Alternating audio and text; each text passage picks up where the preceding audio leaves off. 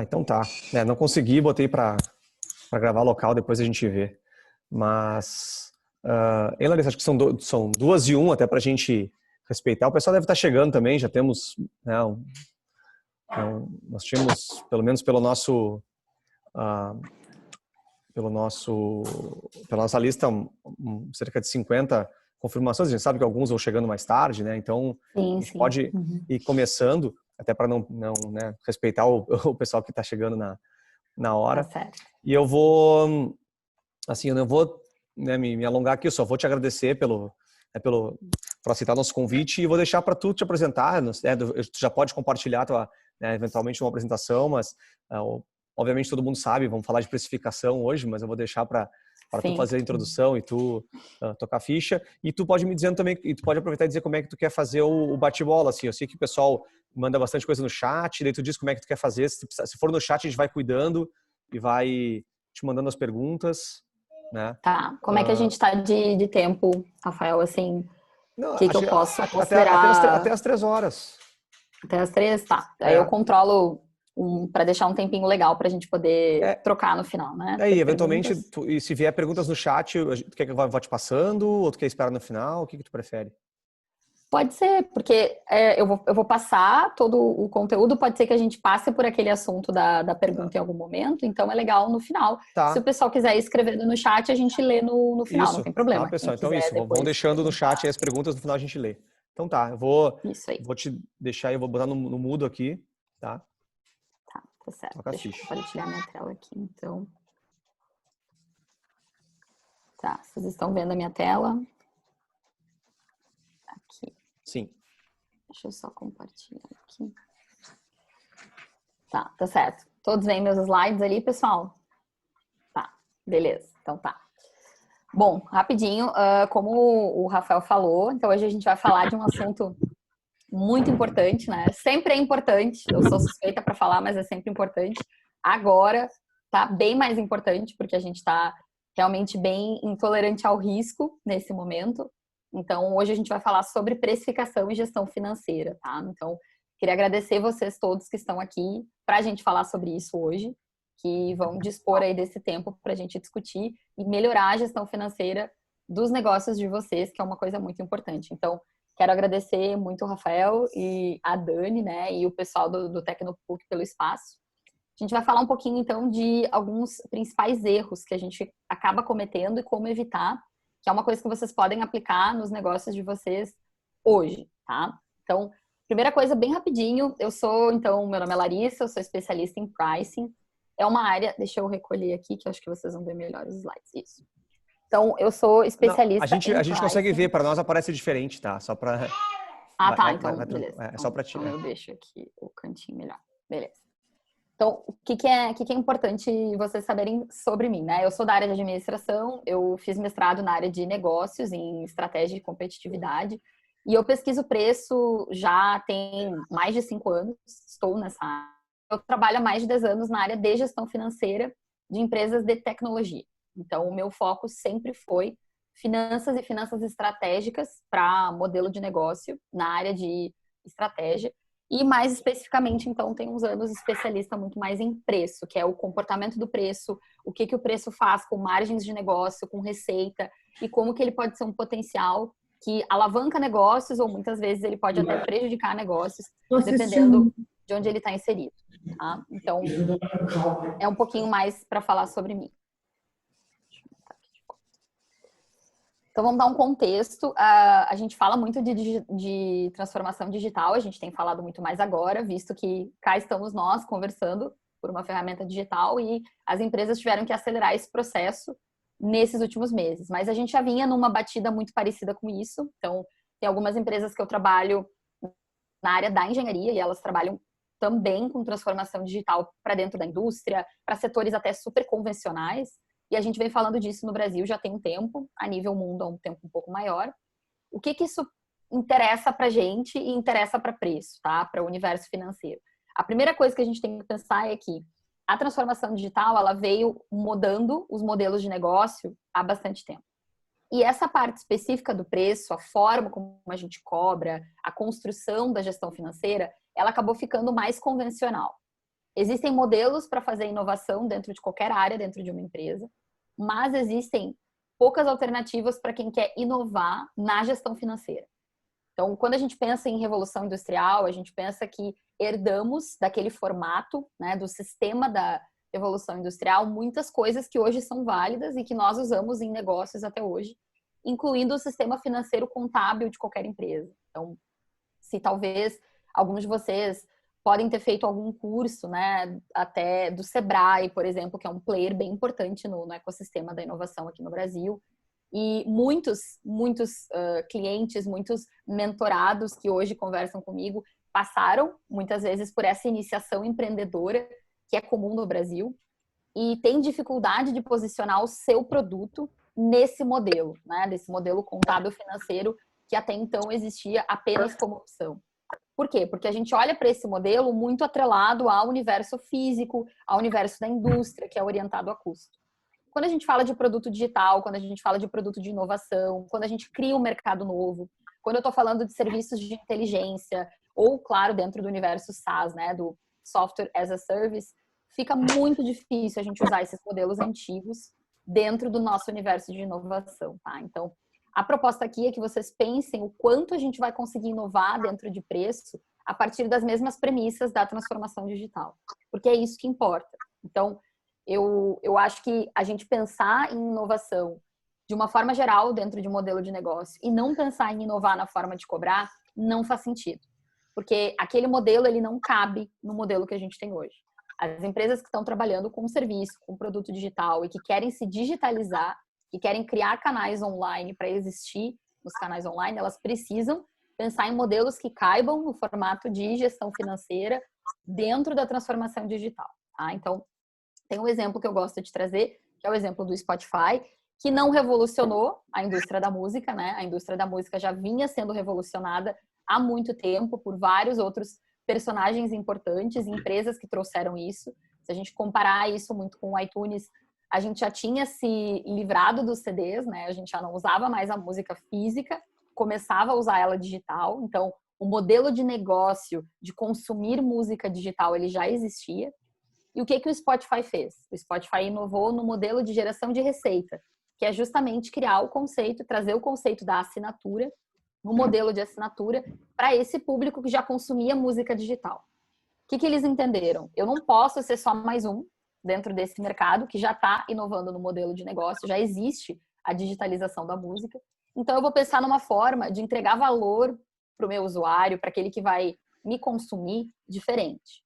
Então, a proposta de valor do Spotify é o quê? A gente vai ter acesso a uma biblioteca, né? Eu vou ter acesso a milhões e milhões de músicas. Eu não vou mais precificar uma música. Eu não vou mais precificar um disco. Eu vou precificar o acesso. A pessoa vai ter acesso àquela biblioteca e ela não sabe quantos centavos, quantos reais, quantos dólares cada uma daquelas faixas custa. Ela paga uma assinatura e ela tem acesso a milhões e milhões de opções. Percebam que isso é muito mais empoderador do ponto de vista do consumidor, porque ele entende a mensagem, né? Ele paga uma taxa, uma mensalidade, para ter acesso a esse serviço todo. Claro que o Spotify estava no local de tempo e espaço adequado, né? Já existia tecnologia para fazer isso, o streaming já vinha acontecendo, então são outras variáveis que se unem ali para mostrar que isso era importante. Mas se o Spotify tivesse decidido não inovar no modelo de geração de receita, dificilmente eles teriam chegado onde chegaram e eles seriam tão importantes onde eles estão. Porque as coisas precisam se conversar, né? A proposta de valor de uma empresa, ela tem que estar adequada com a proposta em que ela gera receita. A forma como a grana entra na empresa precisa estar alinhada. Então, fazia sentido dar acesso a uma biblioteca quando o objetivo justamente era esse. Era colocar o usuário em contato com esse universo e que ele não parasse para pensar quanto era cada uma das faixas. Porque eu não ia fazer uma compra, uma aquisição por faixa. Eu ia comprar o acesso. E aí, quando eu vou pensar no meu produto, eu vou pensar exatamente assim. Eu vou fazer uma lógica assim como o Spotify fez. Independente do mercado que eu estou inserido, o que eu vou precificar dentro do meu produto? Né? Porque a questão é, quando a gente olha para os modelos antigos, existia uma forma muito rudimentar. Era custo e preço. Né? Eu tenho uma dupla que era inseparável até então. Dentro de um produto digital, eu tenho uma infinidade de opções. E aí eu vou poder pensar isso de acordo muito mais com a inovação que eu estou trazendo e com o meu modelo de negócio, para onde eu quero ir, meu modelo de crescimento, as minhas metas financeiras, né, para o meu produto. Muito mais atrelado a isso do que atrelado a custos e informações contábeis, né? A gente tem que separar um pouquinho as duas coisas quando a gente for falar de quanto o preço pode ser inovador, tá? Então, quero trazer alguns dados aqui para vocês que são bem relevantes. O primeiro deles é, quando a gente fala de 1% de otimização em qualquer uma dessas variáveis aqui, eu sempre vou ter um resultado direto na última linha lá do DRE, tá? É receita mesmo. A gente está falando de quanto que é lucro, quanto que entra mesmo para a empresa. Então, quando eu pego aqui um exemplo comparativo de uma indústria, por exemplo, né, que eu tenho bem definido o custo fixo e variável, eu consigo ver que se eu tiver 1% de otimização no meu custo fixo, eu reduzo ele, eu economizo em alguma coisa, eu tenho um retorno financeiro de 2,3%. Então, para cada que eu vou focar em custo fixo, esse é o meu retorno 2,3%. Custo variável, vocês veem que já tem um percentual bem considerável de diferença, né? O volume ali, a gente está falando de venda, então quanto mais volume eu tenho, acaba que eu tenho um retorno um pouco melhor, né? De 1 eu tenho 3,3%. E o preço, ele é 11. Por quê? Porque quando eu olho para a forma que eu vou cobrar, eu consigo fazer isso de uma forma muito mais inteligente. Então eu vou readequar aquele meu formato de cobrança. Não quer dizer aqui que eu vou aumentar o meu preço em 1%, tá? Não é necessariamente isso. Quer dizer que eu vou reposicionar, eu vou criar um produto de entrada, eu vou pensar em alternativas relacionadas a preço. Quando eu coloco 1% de energia nisso, o potencial do preço é de 1 para 11, tá? Olhando essas outras variáveis aqui. Aí, quando a gente vai para um universo um pouco mais de tecnologia, a gente geralmente mede o preço junto com essas duas outras variáveis aqui. Quando uma empresa quer crescer, ela quer escalar, e aí as empresas têm diferentes níveis de maturidade. Quando eu olho para novas vendas, eu tenho uma segurança de que a cada 1% que eu mexer nisso na minha empresa, né? Ou alocar recursos, tempo, investir em 1% de novas vendas, colocar minha energia nisso, eu tenho um retorno quase, né, um pouquinho mais 3 vezes isso. Novas vendas. Retenção é o dobro. Por quê? Primeiro, porque a gente tem um CAC muito maior quando eu vou falar de novas vendas, né? Que é o custo de aquisição do meu cliente. Eu preciso levar em consideração essa jornada que ele tem para me conhecer, me comprar, criar relacionamento. Eu tenho o processo da minha venda, que ele não é uma coisa gratuita, eu preciso considerar isso no meu custo de aquisição. Então, eu tenho todo esse processo. É mais caro adquirir um cliente novo do que reter um cliente que já está comigo. Isso, de alguma forma, até é uma coisa bem intuitiva. Quando eu converso com os empreendedores, isso a gente consegue entender, porque a gente vê isso na prática.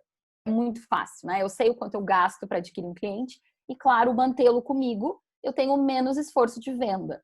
Se o cliente é recorrência mensal, anual, depende da forma como ele me compra, né? Constantemente me compra, mas eu sei que aquilo tem um potencial de retorno muito maior.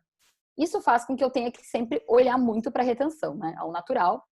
Nesse momento que a gente está vivendo agora de pandemia, a gente olha muito para isso, né? Uma das grandes dicas que eu tenho trabalhado com todas as empresas, independente do tamanho, é focar muito na retenção. A gente precisa cuidar do cliente que já está conosco, porque é um momento difícil de ampliar base, né? É um momento complicado ao natural, porque as pessoas estão com uma preservação de receita maior, então o cliente ele está um pouco pessimista, é difícil, e também porque a gente tem que entender quem é que está entrando para a nossa base de clientes agora, né? Será que faz sentido? Será que eu não estou trazendo só para gerar uma receita de curto prazo, sem um planejamento adequado? Então, tem muitas perguntas ali.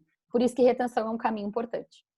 Aí vem o preço, que ele é o menos intuitivo de todos, porque a gente dificilmente acha sequer que dá para fazer alguma coisa ali, né? Eu entendo que eu tenho que definir um preço para cobrar e pronto, e ninguém deve fazer muito mais do que isso depois que define o produto. Mas o potencial dele é muito maior que os outros dois itens. Por que isso é importante, pessoal? Porque de todas as coisas que eu vou ter que fazer dentro da minha empresa, eu vou ter que fazer escolhas, né? Ninguém vai ser especialista em tudo, ninguém vai conseguir ter todas as respostas ao mesmo tempo. Então, a gente vai fazer um roadmap de planejamento de ações. Quando eu sei o potencial do preço, eu entendo que eu não posso deixar ele de lado. Porque tomar qualquer atitude negativa em relação a ele vai ter um impacto muito mais negativo. Assim como eu deixar de fazer alguma coisa que seja vantajosa para a minha carteira de clientes aqui em relação a preço, eu estou deixando muita grana na mesa. porque eles sim têm um potencial interessante de alavancar esses itens todos, tá? Então, esses dados são bem importantes.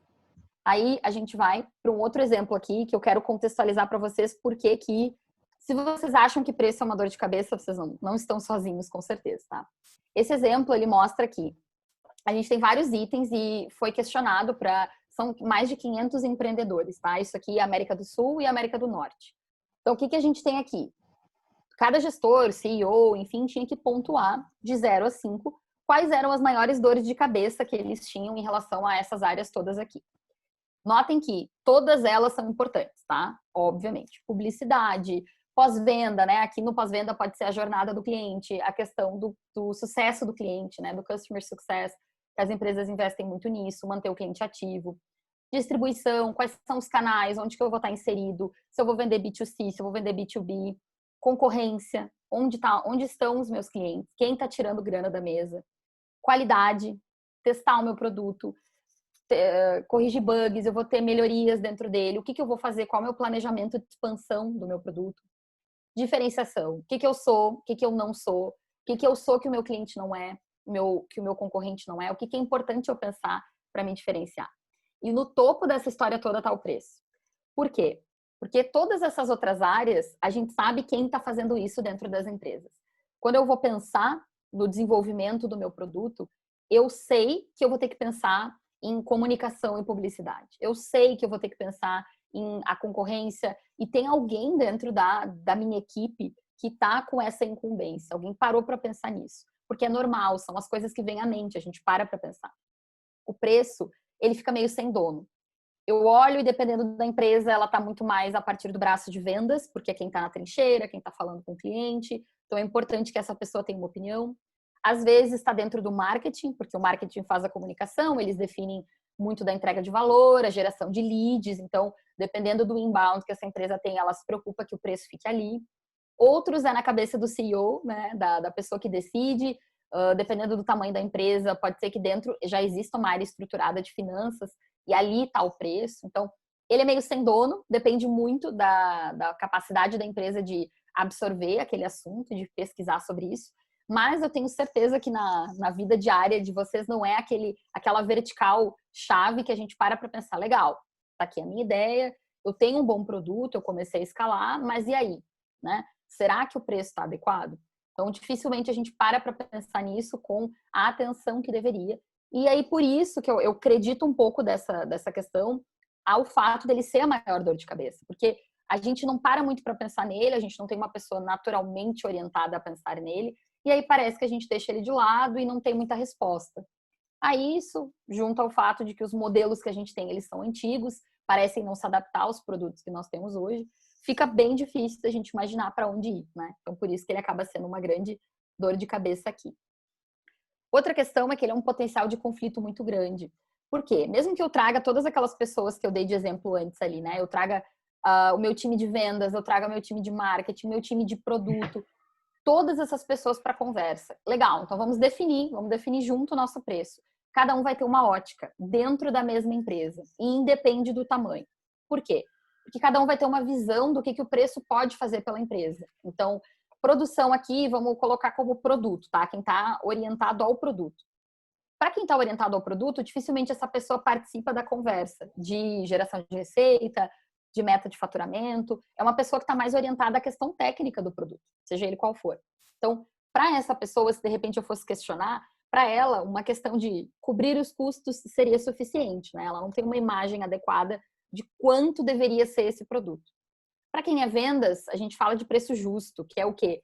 Se é muito caro, eu atrapalho. Se é muito barato, eu também atrapalho. Então, um preço justo é o suficiente que o vendedor sente, assim, empiricamente, que ele consegue fazer com que a venda evolua sem o preço ser uma grande objeção. Sendo que o preço é sempre uma objeção, tá? A gente vai falar sobre isso. O marketing geralmente vai estar mais orientado com o valor. Então, vai falar mais da construção da marca, da construção de coisas intangíveis, desse resultado que o cliente vai ter. Talvez vai estar um pouco mais preocupado com isso, né? Finanças, então, quanto mais grana, melhor. A gente vai pensar sempre assim, não adianta. Então, o preço, ele, para quem é dessa área específica financeira, vai pensar muito mais isso, né? Quanto mais grana eu estiver trazendo, melhor vai ser. O CEO, pode ser que sim, né? Pode ser que quem está quem é founder, quem está mais orientado ao universo estratégico do negócio, pode pensar aqui também, mais grana é melhor. Isso aqui são uma orientação geral, tá? Não quer dizer que é uma tendência que todo mundo pensa assim, mas é para mostrar que até dentro de uma mesma empresa a gente consegue ter um potencial de conflito muito grande para esse assunto de preço, tá? E aí eu quero que vocês pensem o seguinte, quanto tempo, em média, as empresas levam para definir estratégia de preço, tá? Dito isso, é um assunto complicado, é um assunto que a gente geralmente deixa um pouco quieto. Quando a gente vai falar sobre isso, chega um momento que a gente precisa definir. Em média, as empresas levam cerca de 6 horas para definir o seu preço. Isso quer dizer que eu gastei talvez semanas, meses desenvolvendo um produto, às vezes anos. Eu gastei semanas e meses definindo a minha equipe, pensando em quem eu ia trazer para trabalhar em cada área, montando a minha estratégia de comunicação, montando o meu processo comercial, tecnicamente meu site, os meus canais de venda. E aí, quando eu cheguei na parte do preço, em média, eu gastei muito pouco tempo para pensar o que ele podia ser, o que ele poderia fazer, se estava certo ou errado. Dificilmente as empresas testam preço. A gente faz muita pesquisa de mercado com produto, mas dificilmente a gente faz pesquisa de mercado com preço, para saber se o preço está adequado para aquele produto ou não, para aquele mercado ou não, para aquele segmento ou não. Então, fiquem com esse número na cabeça, porque é importante a gente imaginar. Talvez vocês tenham gasto mais tempo para fazer isso do que essas 6 horas, ótimo. O que acontece é que preço é uma coisa cíclica. A gente precisa conversar sobre ele periodicamente, porque o nosso produto muda, nossa entrega de valor muda, consequentemente o preço tem que mudar também. Então, essas 6 horas iniciais é uma média que assusta um pouco, porque a gente olha para isso e pensa, bom, então quer dizer que eu não me dediquei o suficiente para fazer isso. Normal, tá? É normal, porque a gente tem poucas ferramentas para fazer isso de forma adequada, então calha que é difícil a gente gastar mais tempo mesmo, mas é para vocês terem uma ideia do quanto esse assunto acaba sendo subestimado. Então, o que a gente já sabe? A gente já sabe que preço ele é muito subestimado pelas empresas. A gente já sabe que existe um grande potencial de geração de lucro a partir de preço, tá? E que a gente não tem muitos métodos para tecnologia, para produto digital, para serviço online, para software as a service. É cada vez mais difícil usar modelos antigos em relação a isso, tá? Então, esse é o nosso ponto de partida, para que a gente entenda que o preço ele é uma peça fundamental no negócio. Por isso que hoje, se eu tivesse que acreditar ele em algum lugar e colocar ele lá, eu diria que ele é estratégia, tá? Ele tem que estar lado a lado com a estratégia de negócio, com o modelo de negócio, com a estratégia de crescimento. Não existe como eu planejar a minha meta de onde eu quero estar, né, de escalar a minha empresa sem olhar para ele como um driver potencial ali dentro. Ele está muito perto de todas as outras metas que a gente coloca dentro da empresa. É muito importante. Então, vamos de fato às nossas dicas práticas, tá? Os principais erros que a gente pode evitar. A primeira coisa é a gente falar de preço somente no final do processo. Esse é um grande erro, tá? Então, a gente precisa evitar deixar para falar de preço no final do processo. O que eu quero dizer especificamente sobre isso? Vamos imaginar que esse aqui é a trajetória empreendedora de vocês, né?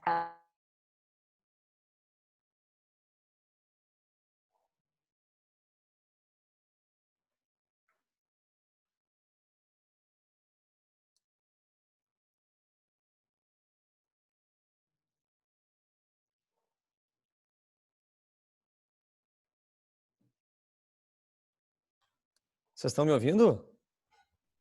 Alô? Sim, sim, Oi, sim. sim, mas ela não Então travou. ela Acho que tá, a eu achei Larissa caiu. Ah, tranquilo, achei que era Faleceu. eu. Tranquilo. Vamos ver se ela vai voltar daqui a pouco. Ela caiu fora. Continua daí, Xerinho. Já Ah. continua daí. Faz o teste. Nenhuma chance. Mas é só um. Então eu vou aproveitar enquanto ela volta. Algumas coisas que ela comentou que ela passou super rápido e é interessante vocês darem uma olhada. Ela falou bastante sobre algumas métricas, né? Sobre CAC, né? O custo de aquisição do cliente, sobre LTV, né? O lifetime value, a diferença entre trabalhar. Claro que tem produtos que recorrência não funciona e outros que funcionam, mas tudo isso tem que ser levado em conta, né? Então, óbvio que cada negócio é um, aqui ela não vai conseguir trabalhar os casos individuais, mas é legal entender todos esses contextos, né? Então, entender, por exemplo, eu tenho certeza que, acho que ela usou o exemplo foi Netflix, que ela falou, não, foi qual é não foi o Spotify? Spotify. Mas dá na mesma, né? Netflix, Spotify, com certeza eles sabem qual é o lifetime value da gente, né? De quem é usuário, né? Então, por exemplo, saber que em média um cliente fica 5 anos e depois ele fecha a conta, ou 2 anos, então ele tem essa noção, então ele sabe o valor que aquele cliente traz, então ele sabe quanto investir para trazer um cliente, né? Porque se o cliente entrega $200 em média ao longo da sua vida para o Netflix, para o Spotify, eu sei que eu posso gastar, sei lá, $50 para adquirir aquele cliente e já valeu, já ganhei 3 vezes, né? Então, todo esse tipo de cálculo é importante ser levado em conta, né? Isso foi uma coisa que me chamou de celular. Oi? Fala. Um comentário a a essa tua fala, Xanin. O que me destaca assim um pouco é a questão de se tu tem uma empresa que está começando a escalar agora, por exemplo, qual é o comparativo desses KPIs que tu tem disponível no mercado, né? Porque fazer o acompanhamento dos indicadores internos para ti, beleza, isso é legal. Agora, seria muito legal se a gente conseguisse ter alguns valores comparativos, assim, né? Conseguir identificar como é que o mercado está analisando aquele determinado indicador, né? Ah, sim. Sim, bom ponto, né? Claro, tu tem que fazer o teu trabalho interno e pensar, pô, né, se eu descobrir que eu estou gastando X, claro que às vezes é difícil conseguir esses dados, né? Mas descobrir que eu gasto X para adquirir um cliente e a média do mercado gasta metade, alguma coisa eu estou fazendo errado, né? E a mesma coisa o lifetime value, né? Uma coisa que ela falou, passou rápido, mas que me chamou a atenção, quando a gente conquista um cliente, ainda mais na recorrência, o fato da gente trazer ele para dentro não quer dizer que ele vai ficar, né? Então o trabalho que a gente faz com o cliente para que ele tenha o maior lifetime value é muito difícil também, né? Claro que talvez não seja mais complexo do que adquirir um novo cliente, né? Mas o momento que eu quebro a confiança, né? Eu trago um cliente para uma recorrência e eu não entrego, aquele cliente nunca mais volta e ele ainda, né? Não me indica para outros, né? Então tem os desafios, né? Nesse sentido. Por isso que esses serviços que para nós são muito bons, né? Eu digo para nós, eu digo em geral, né? Spotify, Netflix, porque é de propósito, eles nos entregam mais valor, mais conteúdos novos, melhor tecnologia, porque eles sabem que se qualquer coisa eu vou sair, né? Eu vou para um concorrente, né? Não, o Thiago perguntou aqui, não, a gente caiu aqui. Isso vou aproveitar para pedir 2 coisas, pessoal, enquanto a Larissa não vem, que eu me esqueci. Tá, uma é isso, que todo mundo que for entrando, né, se dá conta, botar, né, deixar no mute, né, deixar no mutado aí. E outra coisa, se possível, pessoal, para a gente poder aproveitar, saber quem é vocês, porque na verdade algumas pessoas aqui entram com nome estranho, né, com o nome do iPhone, né, a gente não consegue saber quem é. Se vocês puderem colocar no chat mesmo ali o seu nome e a sua startup, só para a gente ter não é para fazer chamada, nada disso, mas só para a gente ter uma noção de quem está vindo, quais são as startups, até para entender quais estão buscando esse tipo de informação. Só vão colocando ali no chat depois, porque já que não tem nenhuma pergunta aqui mesmo, tá? Botem nome, tracinho, sua startup. Isso aí, perfeito. Deixa eu tentar catar a Larissa aqui.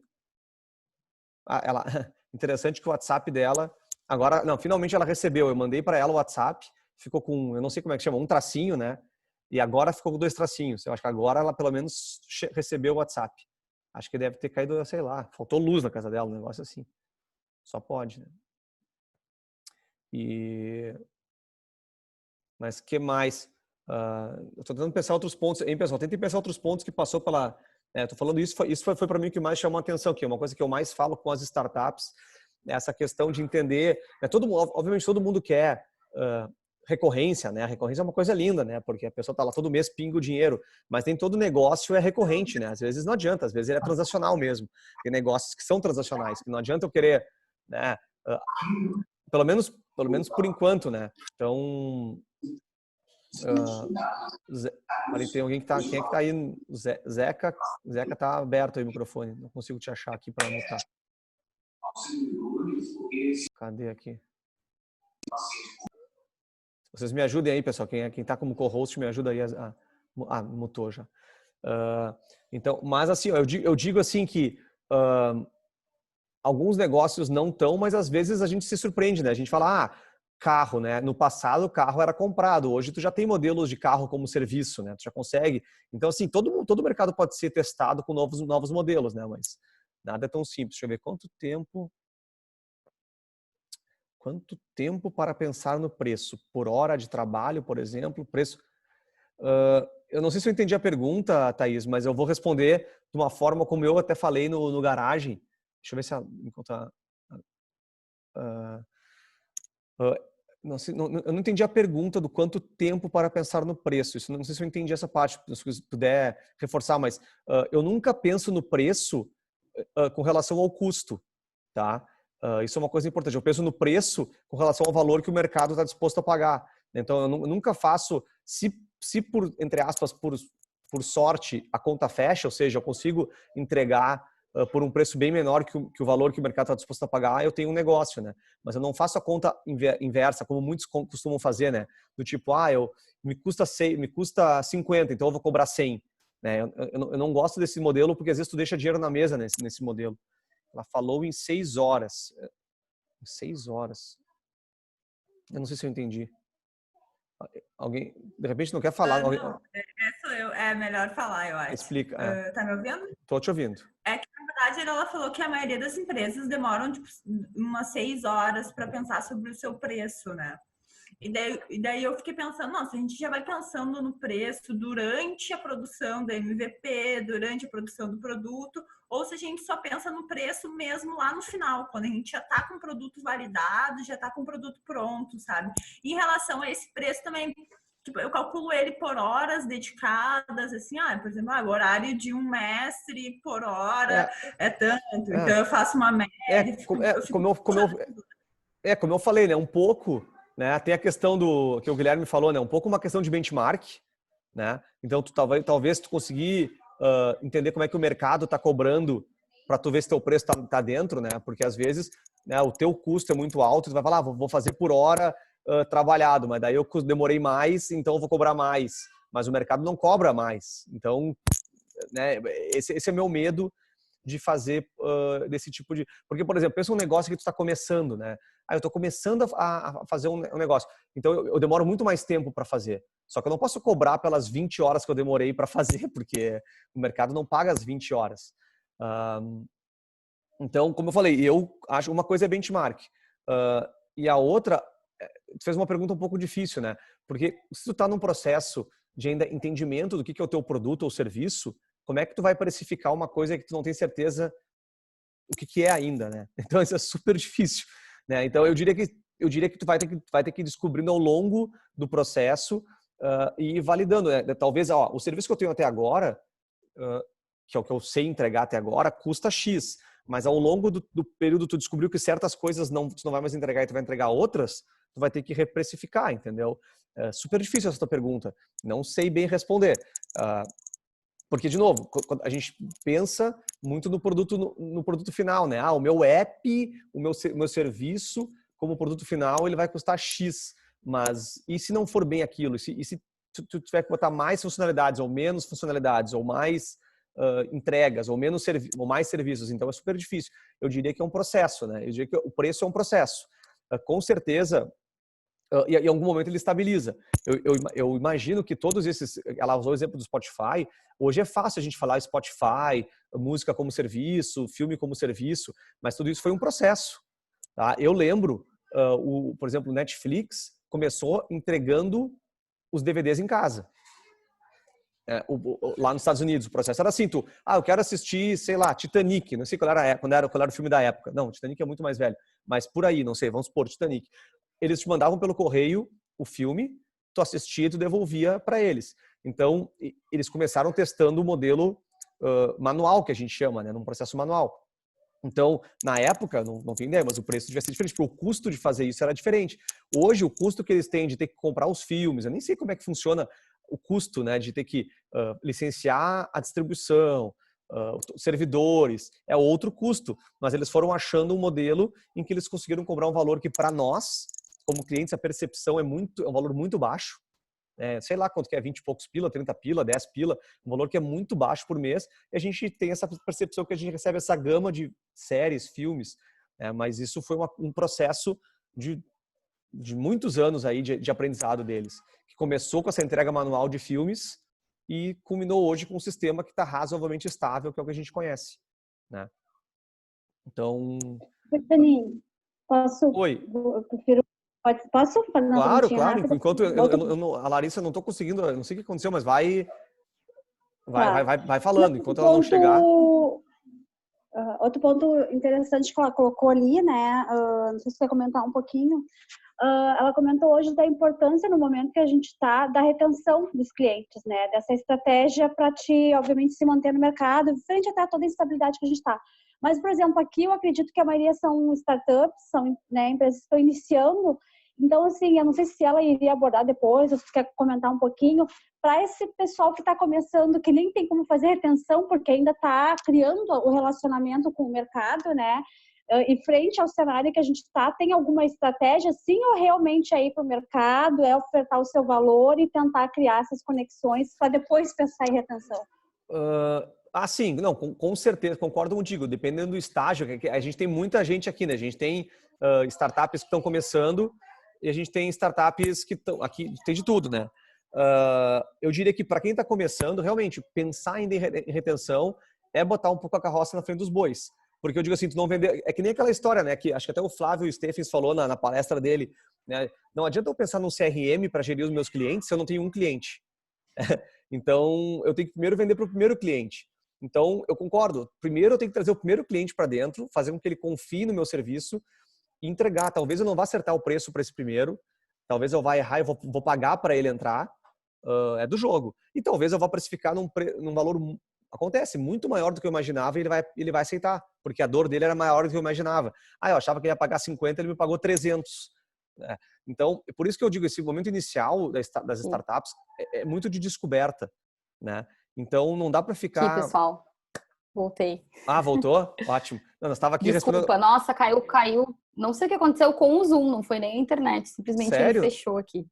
Que estranho. Não sei o que aconteceu, acho que foi meu aplicativo, Não, a sei gente lá, estava aqui perdão. conversando um pouquinho sobre algumas coisas que tu Não, falou, tranquilo. então... Tá, vamos lá. Onde é que exatamente vocês pararam de me escutar ali, só para eu voltar? Eu já tinha eu não lembro, entrado. bota os gráficos Deixa ali, eu não ver me lembro aqui. de Vou cabeça botar qual aqui. é. A primeira dica para não cometer erros. Tá, vamos lá, peraí. Deixa eu botar aqui de volta. Vamos ver aqui.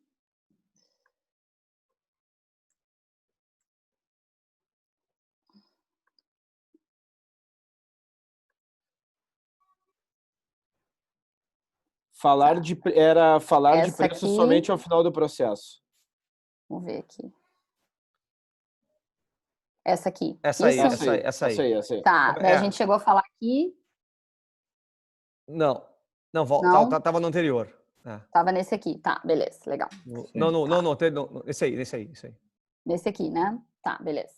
Então, o que a gente vai pensar aqui? A primeira coisa é que a gente precisa falar de preço muito antes, né? A gente não precisa deixar essa decisão para o final. Então, quando vocês pensem na jornada empreendedora de vocês, que muitas vezes é essa montanha-russa aqui, e aí vão acontecendo várias decisões e vários percalços ao longo do caminho. E aqui eu listei alguns, tá? Algumas coisas importantes que vão acontecendo ao longo desse processo. Então, definição de equipe, validação de produto, validação de modelo de negócio. Às vezes eu preciso pivotar meu modelo de negócio. Então, hoje, por exemplo, nesse momento atual, muitas empresas estão fazendo isso, né? Criando produto de entrada, pivotando o modelo, o eixo central da empresa, porque não vão conseguir trabalhar naquele formato. Trabalhar com investimento, então eu preciso buscar investimento se eu preciso. A burocracia de abertura da empresa, então o empreendedor ele já é apresentado ao Custo Brasil, assim, logo de cara, nota fiscal eletrônica, regime tributário, tem uma série de decisões que a empresa vai precisar tomar aqui.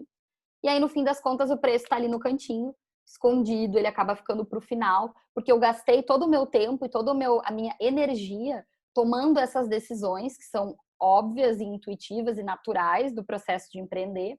E o preço, eu imagino que não tenha uma oportunidade muito grande de eu inovar ali. Então, ele acaba ficando para o final. E aí, o que aconteceu? Eu tomei todas essas decisões, principalmente sobre produto e sobre modelo de negócio, e não trouxe o preço para essa conversa. Não coloquei ele no eixo central da conversa. Ele não está dentro do guarda-chuva da estratégia, ele está escondido. Porque eu imaginei que ele era só um detalhe, e ele não era o eixo central. Então, aí eu tomei todas essas decisões e deixei o preço para o fim. Isso não é legal, tá? A primeira coisa que a gente tem que pensar é como que eu consigo trazer isso para minha conversa antes. Eu tenho que abrir o meu produto, olhar a minha estratégia de negócio e saber que o preço ele é uma daquelas verticais que está ali, junto com qualquer outra coisa tão relevante do que eu preciso fazer. Tá? Então, não deixar essa decisão para o fim é uma coisa muito importante. Porque, às vezes, dependendo das decisões que eu tomei sobre produto e negócio, quando eu chego no preço, é difícil. Porque aí ele não combina. Eu preciso voltar e eu gastei um tempão fazendo aquilo e eu preciso... mas o preço não vai funcionar aqui. Então, essa conversa ela tem que acontecer, tá? É muito importante isso. Uma segunda coisa importante é não alinhar preço e crescimento, tá? Isso é bem, bem, bem relevante. Então, o que a gente precisa fazer? Toda empresa geralmente tem uma estratégia de crescimento. Ela tem para onde ela quer ir, o tamanho do produto que ela quer alcançar. Pode ser meta de receita, meta de faturamento, uma meta de retorno de investimento, se eu tenho algum investidor. Eu posso ter uma meta de alguma referência mais intangível. Eu quero crescer, eu quero escalar o meu produto. Pode ser que eu estou em fase de validação ou não, mas eu tenho alguma meta. Quando eu não trago o preço para alinhar junto com a meta de crescimento, eu não tenho certeza se eu vou chegar lá. Essa é a grande questão. Então, qualquer trabalho de mentoria e consultoria que eu faço, a primeira coisa que a gente faz é essa. Vamos olhar para essa meta de crescimento, vamos trazer o preço para cá e vamos ver se ele vai nos ajudar. Se o preço vai pegar pela mão e vai me levar para esse caminho que eu quero, ou se no fim das contas ele está só me atrapalhando e ele, pelo ticket, pelo formato, pelo modelo que eu escolhi de precificação, pode ser que ele não caiba naquele crescimento que eu quero. Então, o que é importante aqui? Se eu tenho uma meta bem definida de onde eu quero estar, eu preciso olhar para isso com todo o carinho do mundo. Eu vou fazer com que o meu produto chegue lá, que eu tenha a qualidade técnica do meu produto para ele entregar o que ele precisa. O preço é a mesma coisa, né? A gente não tem como entregar alguma coisa se eu... não tem como a gente estar aqui conversando se eu não tenho o mínimo que é um link de internet, se eu não tenho um computador, um microfone. Tudo isso é a parte técnica da minha entrega, que tem que estar adequada. O preço, ele é uma dessas coisas que eu tenho que trazer para a conversa e entender. Bom, então tá, quero chegar lá, esse é o meu produto. Qual que é o potencial de geração de receita desse produto? Para mim, para a minha empresa, né, para o meu investidor, qual que é o potencial de geração de receita dele? Será que essa estratégia que eu escolhi, ela está adequada? Será que eu quero chegar numa receita mensal recorrente de X? Será que o meu preço vai fazer isso por mim? Será que eu deveria pensar na minha estratégia de forma a conseguir fazer isso? Então, sem essa conversa das duas coisas, a situação não funciona. Eu não consigo olhar para uma coisa e olhar para outra.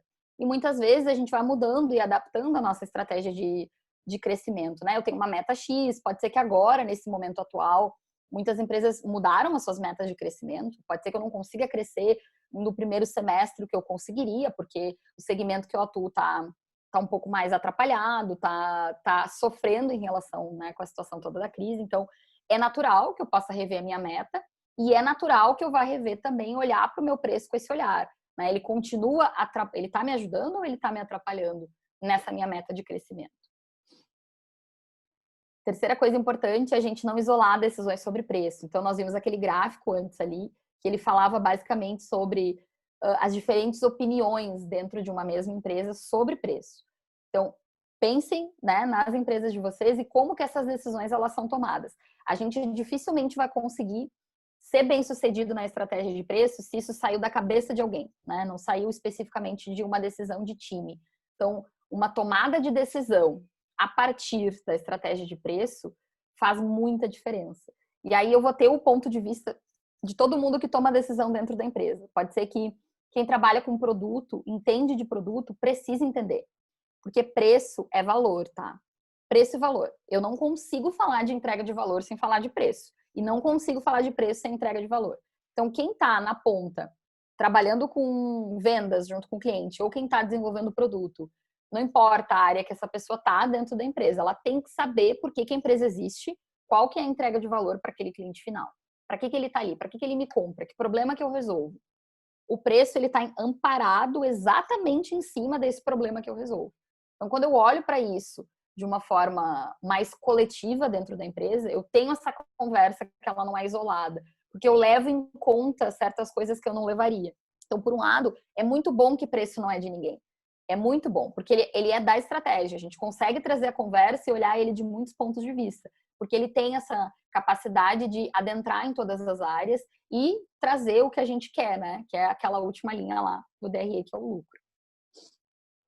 O próximo erro que muitas empresas acabam cometendo é usar modelos obsoletos, tá? Porque vamos pensar que vocês entenderam que isso é importante, que era relevante sim, então, a gente trabalhar com preço, ele era uma coisa importante. Aí eu fui procurar modelos, né? Posso ter ido para o Google, posso ter ido para o ecossistema, posso entender quem pode me ajudar. O que a gente encontra normalmente? A primeira modelo que a gente encontra é a precificação baseada em custo, tá? Que é a mais comum.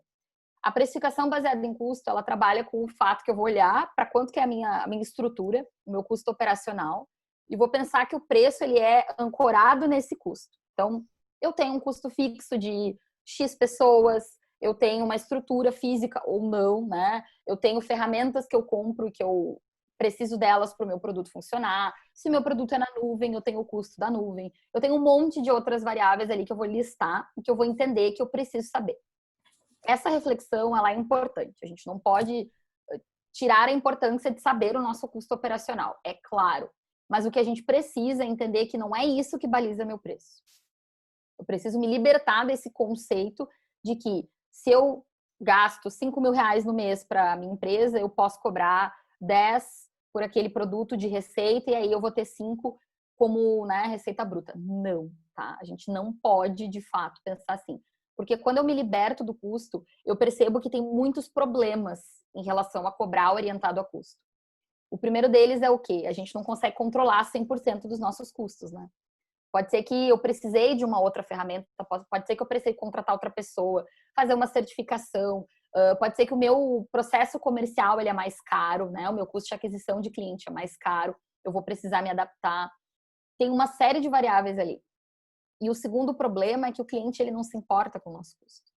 Para ele, os detalhes técnicos do nosso custo operacional são irrelevantes. O cliente ele é egoísta. Qualquer consumidor é egoísta. Quando ele procura vocês, ele está olhando o site de vocês, ele está numa conversa de fechamento. O que ele pensa? Ele só pensa no problema que ele tem. E no que aquele produto, aquele serviço, aquela proposta de vocês vai de fato fazer para que isso aconteça. Se ele tem isso em mente, o custo ele não está nessa conversa. Ele não participa dessa conversa. Por quê? Porque ele não é relevante, né? Ele não é relevante. O preço é só o que vai fazer com que o cliente entenda que ele vai resolver o problema dele. É isso que ele precifica. É isso que ele está disposto a pagar. Quanto custa se é um desenvolvedor X, se eu tenho um valor por mês X, Y, se eu não tenho infra, não importa, não importa. Então, quando a gente abre um pouco as nossas opções estratégicas e sai um pouco de dentro do custo, fica muito mais fácil, né? A gente consegue olhar para outras formas de construir preço que não ancoradas no custo, tá? Então, de novo, é importante ter esse raciocínio, tá? É importante, a gente não precisa não saber o nosso custo. O importante é que ele não seja o balizador do preço, tá? E a segunda estratégia, que é bem comum, é a gente precificar baseado na concorrência. Muitas vezes é um pouco dos dois, né? A gente faz essas duas análises e acaba escolhendo ali um pouco de cada, e aí escolhe o modelo que a concorrência faz. Se eu tenho um mercado totalmente novo, eu tenho um produto totalmente novo, fica um pouco mais difícil de usar essa questão aqui da concorrência. Eu acabo me comparando com outras ferramentas ou dependendo do canal de venda. Esse produto também tem esse canal de venda, então pode ser que eu siga por essa mesma linha. Aqui dá para ser bem criativo, né? Mas a questão é, se eu me inovo em tudo dentro do meu produto, por que eu vou copiar a estratégia da concorrência de preço, né? Eu quero me diferenciar. E se a gente parte do princípio que preço é valor, preço é entrega de valor, eu tenho uma entrega de valor única do meu produto, pensada do meu produto para a persona, né? Para o meu cliente-alvo, para quem eu quero atingir. Então, se eu quero criar essa relação, eu quero ter esse relacionamento com o meu cliente, por que eu vou copiar um modelo que já existe? Porque nós temos poucos dados da concorrência, a gente não tem o detalhe. Eu olho e eu entendo que parece ter aderência ao modelo atual, porque ele vende, essas empresas estão aí, então pode ser que funcione. Não necessariamente quer dizer isso, né? A gente não tem a certeza, eu não sei margem, eu não sei o que é o projeto estratégico dessa empresa da concorrência, eu não sei qual é o modelo de crescimento que eles querem atingir. Como que eu vou definir o meu preço com base no que eles fazem, né? Não faz muito sentido. Então, A concorrência também é um modelo falho quando a gente olha para produto digital, a gente olha para SaaS, para produtos no momento atual, porque não vai nos atender, a gente não vai conseguir fazer dessa forma. Então, um erro que a gente precisa evitar é tentar não usar esses modelos obsoletos, que é em relação a custo e em relação à concorrência. Tá? Outro ponto bem importante é a gente não ouvir o cliente. Tá? Por quê? Eu sei que quando a gente valida produto, a gente escuta o cliente, a gente vai, a gente conversa, a gente entende que ele nos comprar é uma validação, tudo isso faz parte. Mas não ouvir ele em relação a o que de fato ele quer. Qual que é o resultado que eu entrego e precificar o resultado. Essa é a coisa mais importante, tá? Eu tenho duas dicas aqui para vocês sobre isso, que a primeira é esse livro, eu até vi depois na Amazon, ele tem a versão em português, que é O Teste da Mãe mesmo, exatamente esse mesmo nome. Esse livro, ele fala de fato, assim, como falar com os clientes. Esse é o foco, ele é um livro muito prático, tem exemplos de diálogos, é uma coisa super bem legal, assim. E ele chega nesse assunto porque ele discute que todo produto, basicamente, ele é feito da cabeça de alguém, né, que pensou sobre isso, que pensou, e às vezes a gente chega até um determinado ponto que é, eu entendo o problema que eu resolvo. Mas aí, quando eu vou falar de preço, quanto que eu vou cobrar para resolver esse problema, a gente pisa em ovos. Aí fica um pouco preocupada, não, mas eu não posso falar sobre isso, as pessoas não vão falar. Ou se eu perguntar, né, quanto você pagaria por esse produto, a pessoa vai dizer R$10. Tem isso? Tem. Existe. Mas isso não é a maioria. Isso é uma minoria que a gente tira da conta e no fim a gente não vai considerar esses outliers, assim, de gráfico, que são as pessoas que não contribuem de verdade. Mas existem formas muito práticas da gente falar sobre preço. O livro aqui traz algumas delas. E eu tenho constantemente publicado bastante conteúdo sobre isso, porque é muito importante a gente conversar com o cliente e conversar sim sobre preço. Porque falar de preço é falar do meu produto, é falar do que eu resolvo, é falar do problema dele, é falar de como eu consigo fazer ele chegar lá, é trazer conhecimento para quem está na ponta do produto, para entender a forma certa de usar, o que de fato a gente precifica, né? Às vezes eu precifico um software, mas eu tenho que precificar o tempo, eu tenho que precificar a agilidade, eu tenho que precificar economia, eu tenho que precificar coisas que não são tangíveis, né? Elas não estão dentro da interface do meu produto, elas estão fora, mas é isso que o cliente quer. E aí, se o meu produto é a ferramenta que vai fazer ele atingir isso tem que estar claro, para que quando a gente precifique, não esteja eu precificando uma coisa e o meu cliente outra, olhando para uma coisa que não é exatamente aquilo que eu queria. Então, essa conversa a gente tem que ter antes para poder trazer o material próprio do cliente e poder entender isso, tá? O outro exemplo aqui é o Canvas de Persona. Esse material aqui, ele é bem comum, tá? Bem comum na área de marketing, mas ele não é comum trazer para a área de preço. Quando a gente olha para o que o meu cliente quer, pensa, sente, fala, dores, necessidades, às vezes a gente tem mais de uma persona. Então é importante a gente olhar para isso e fazer esse exercício, né? Não tanto quanto dados demográficos e às vezes uma empresa que fatura 100 mil no ano e uma empresa que fatura 10 milhões, elas podem ter o mesmo problema. E eu posso resolver esse mesmo problema. E aí eu tô deixando de, né, muitas vezes com um valor diferente de acordo com o tamanho da empresa, com dados assim de faturamento, eu posso estar fazendo com que o meu preço não esteja adequado, porque na verdade eu resolvo o mesmo problema. Então, aquela empresa de 100 mil faria um esforço de orçamento enorme para comprar, porque é importante. E aí a empresa de 100 também, ela vai olhar para aquilo e pensar, bom, eu preciso disso, é importante. Então, quando eu precifico pelo problema, facilita muito a minha vida de produzir a receita que eu de fato preciso cobrar, né? O potencial que o meu produto tem de gerar.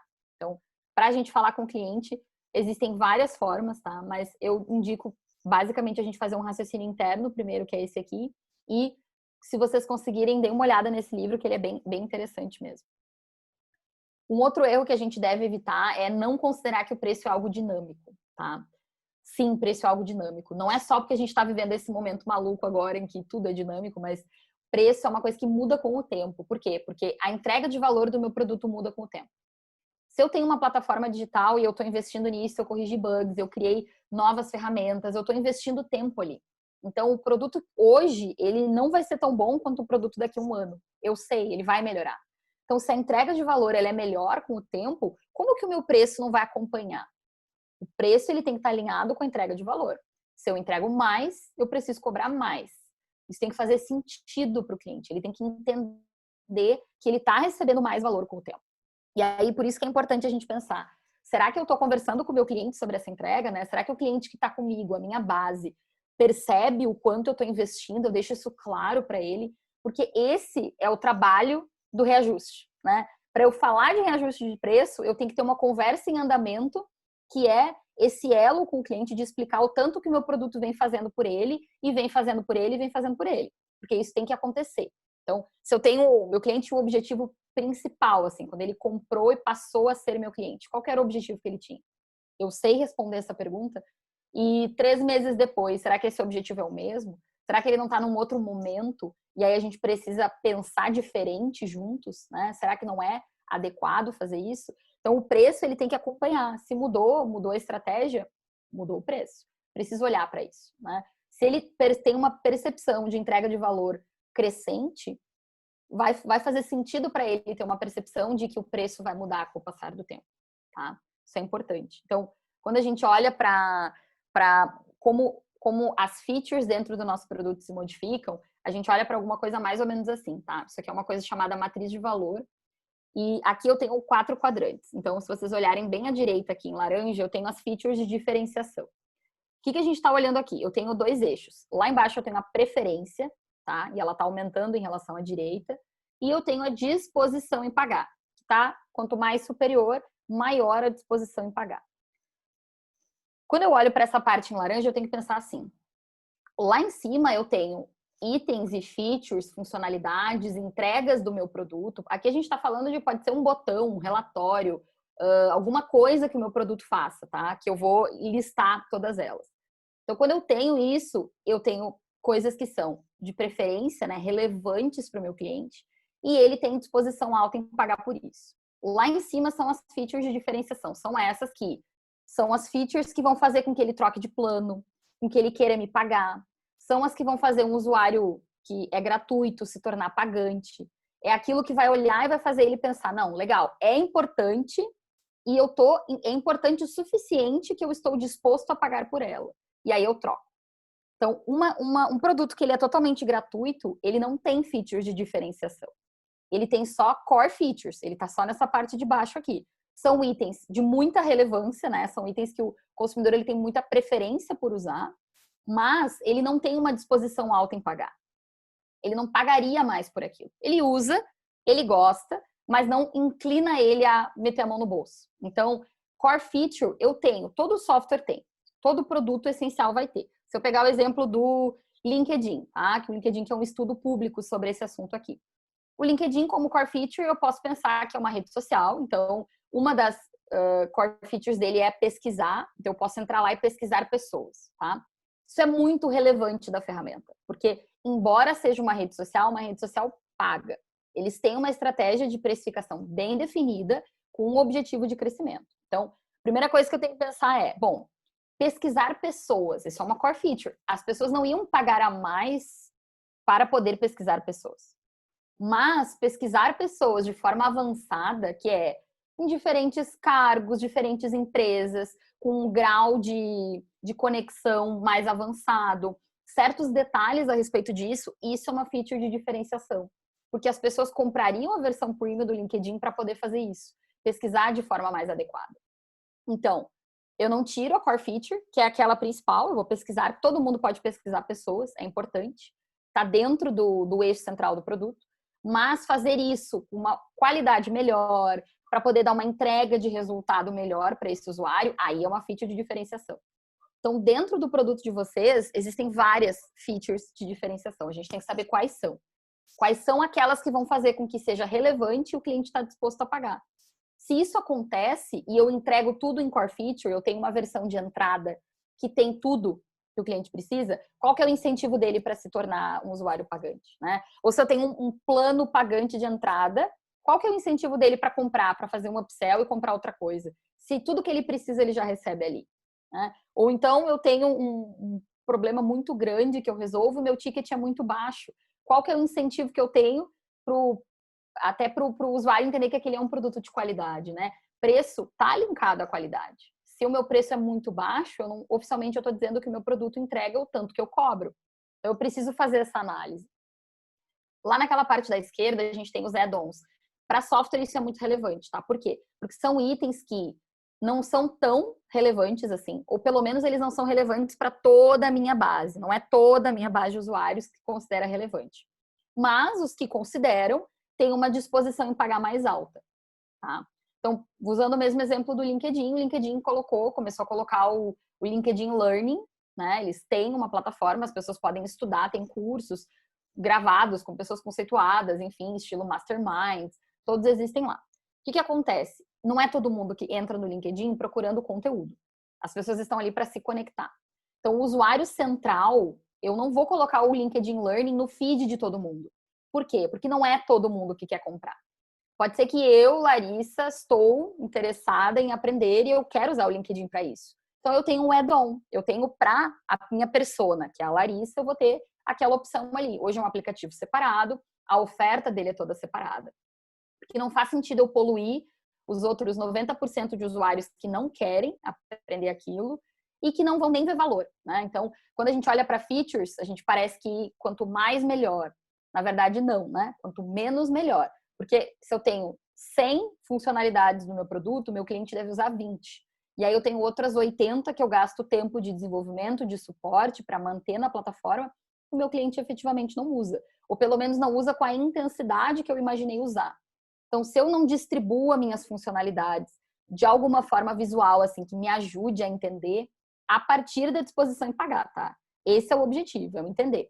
Eu preciso saber o que o meu cliente não vive sem do meu produto. Porque é a partir desse raciocínio aqui que eu vou conseguir precificar de uma forma mais adequada. Olhem para esse gráfico e me digam onde entra o custo aqui, né? A gente não vai olhar para isso, a gente não vai olhar para a concorrência. Esse gráfico aqui é do produto de vocês. Ele não é do produto da concorrência. Cada produto tem a sua qualidade, tem as suas features de diferenciação, tem as suas possibilidades de crescimento, tá?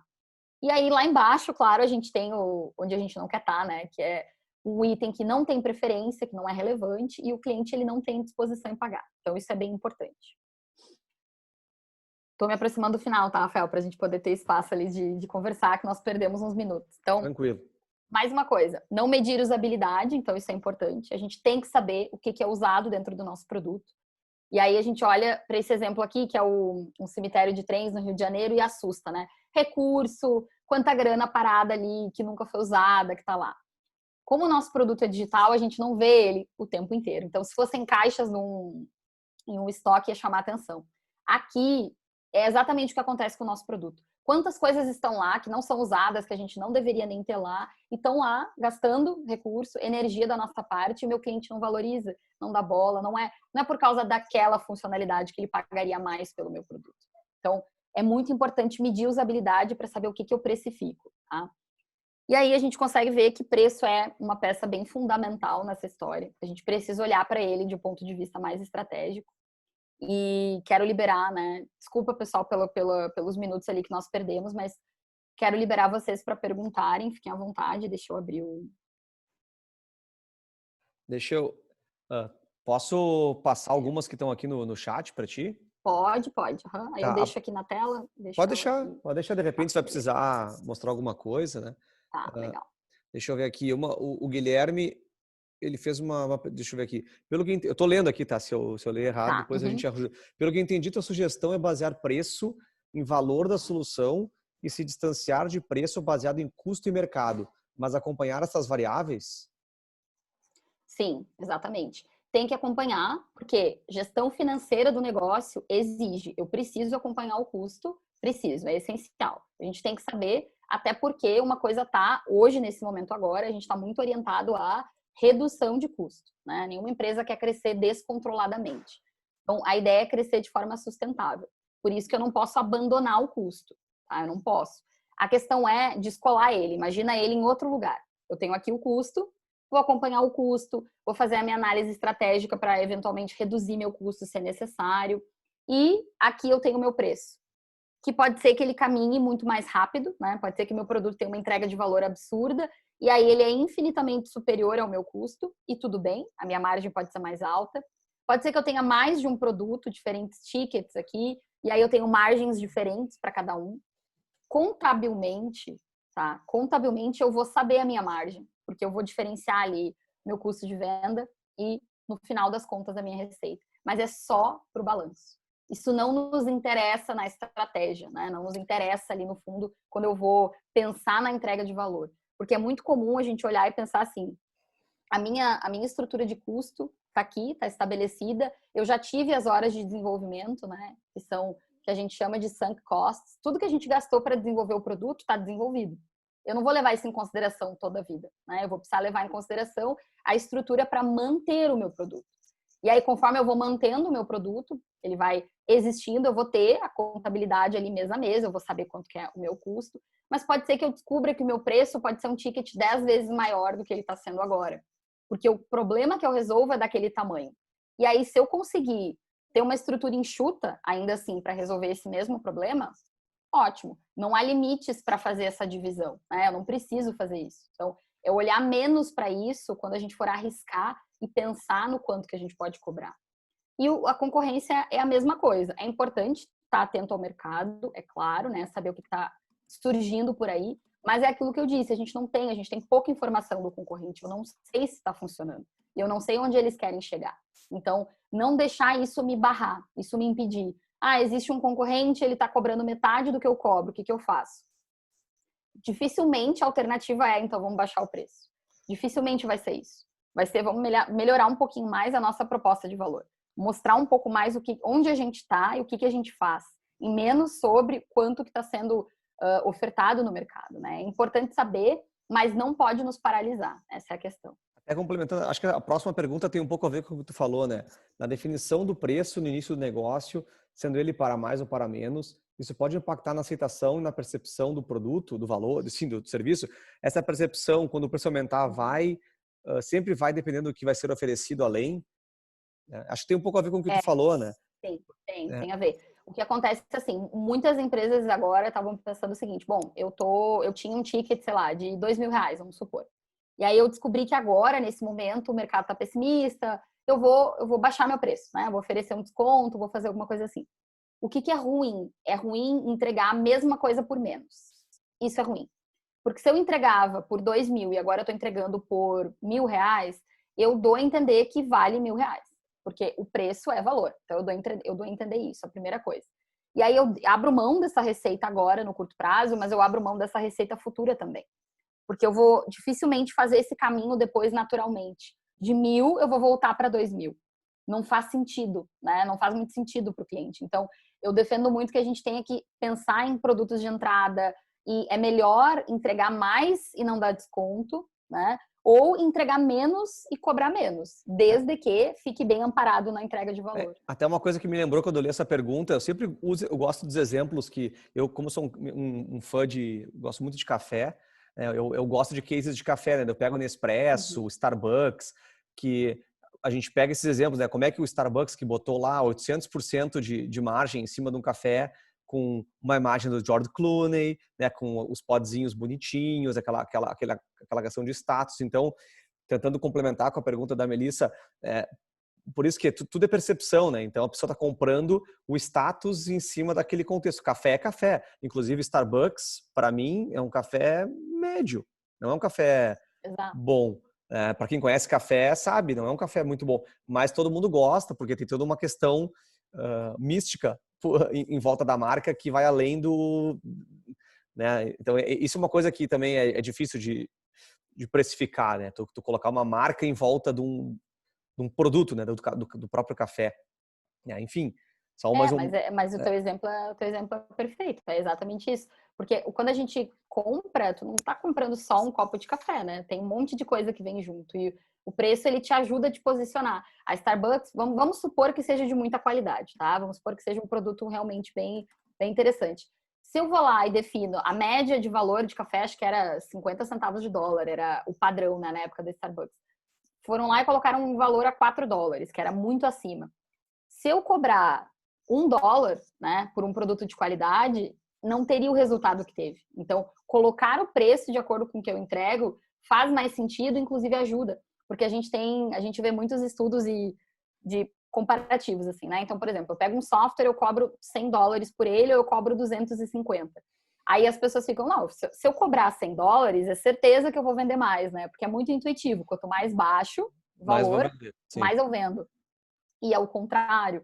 Por quê? Porque a minha oferta ela não faz sentido, né? Eu entrego um produto de 250, então eu tenho que cobrar 250. Porque Sim. se eu cobro 200, eu tô, né, confundindo o meu cliente. Aí eu afasto aquele que eu queria acertar, né? Aquele cliente Sim. que eu queria. Né? O café Até da uma, Starbucks não é... Né? Mas... até uma coisa que o pessoal, né, até encoraja o pessoal a fazer, né, com valores pequenos. Eu já fiz vários testes AB na internet, exatamente como tu falou, botando preços mais baixos e mais altos e assim, claro, tentando mostrar que o mais alto converteria mais e sempre aconteceu de converter mais o mais alto, né? Então, claro, foram poucos exemplos, mas é justamente isso que tu falou, é questão de percepção de valor. Putz, eu vou comprar esse negócio, custa só R$1, tá muito barato, então não deve ter qualidade.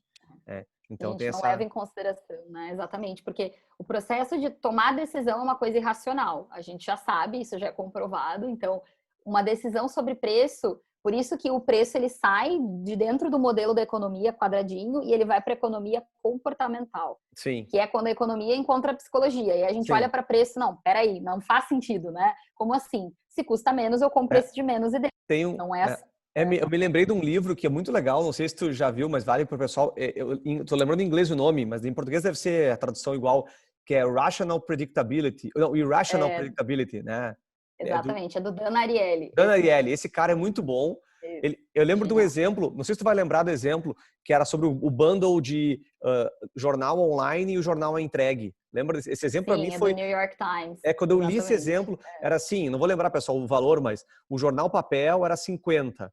A internet era, sei lá, separado, né? A internet só era 50 também. E os dois juntos era 80, por exemplo, uma coisa assim, né? Era um exemplo mais ou menos assim. Ele Não, fez como é que assim, era? era a versão... Como eles estavam migrando para o digital, ele queria provar, né, que a proposta ia funcionar melhor assim. Então, a opção era $60, alguma coisa assim mesmo. $60 só o digital e, sei lá, 65 o digital com o físico. Sim. E aí todo mundo comprava o digital com o físico, né? Ninguém ia pagar tanto assim pelo digital, só pelo digital. Sim, pela percepção, né? Pela percepção de que o Isso. físico é posse, né? Então, quem trabalha com alguma coisa física e quer transitar para o digital, a melhor coisa é ancorar as duas juntas, né? Porque daí tu tem a questão do, eu vou entregar um livro, vou entregar alguma coisa física. A gente ainda tem isso, né? De comprar não é ter acesso, é posse. Então, quando é uma coisa física, dá a entender. E aí, realmente, ele faz essa comparação lá do... Então, isso é legal para o pessoal entender como que a gente... Né, eu sempre falo isso, né? Que a gente gosta de racionalizar nossas decisões, né? Só que o argumento do Dan Ariely é que todas as nossas decisões são irracionais. Todas, assim, de uma forma, né, genérica falando. Então, se a gente vai tentar por que a gente vai tentar racionalizar o processo de compra do nosso produto? Ele não é diferente dos outros que existem no mundo. Então, eu tenho que entender o comportamento das pessoas para poder jogar o meu na mesma fogueira, né? Exatamente. Deixa eu ver o que mais que... E saber que esses pequenos gatilhos, eles ajudam muito, eles funcionam, né? A gente né? entender, eles funcionam. Como o cliente compra, é como ele vai nos comprar, né? Não vai ser muito diferente disso. Mário, se tu puder... Mário está aí ainda? Mário? Eu não entendi a tua pergunta, tua primeira pergunta ali. Tempo para determinar perdas que são lucros, não entendi. Confesso que eu não entendi a pergunta. Se puder falar aí ou reescrever, eu vou passando, só para não te pular injustamente aqui, só que eu não entendi a pergunta. A Bruna perguntou aqui, na validação de problema, tem alguma forma de abordar o questionamento de preço que o cliente estaria disposto a pagar por uma solução, ou isso se faz depois? Enfim. Não, a gente pode fazer antes, sim. A gente pode fazer antes. Tem várias técnicas, tá? Tem uma que é a mais comum para validação, que é PSM, que a gente chama. É Price Sensitivity Meter. Depois eu posso até escrever no chat ali. Que pressupõe que a gente vai fazer 4 perguntas, tá? Para o cliente. E aí nessas perguntas, eu preciso colocar as funcionalidades, as entregas que ele vai ter, tá? A gente prefere colocar assim. Então, imagina o seguinte, eu boto numa tela o que meu produto faz. Então, eu tenho um relatório, eu tenho um item de... Enfim, coloco todas as opções. Se eu fosse o LinkedIn, eu colocaria ali pesquisa por usuário dentro da plataforma, conexão, envio de e-mail, enfim, coloco todas as listas ali, aquilo que o usuário vai poder fazer lá dentro. E eu digo para ele escolher. quais são as mais importantes. Ele precisa ranquear todas elas. Essa é a primeira etapa. Então, ele ranqueia as funcionalidades, isso é bem importante. Aí eu vou ter um gráfico que vai me dizer qual é mais relevante, né? Porque eu vou fazer isso em escala, vou fazer isso com toda a minha potencial de usuários, enfim, tem que ser muito a minha persona, tá? Senão os dados, eles não ficam...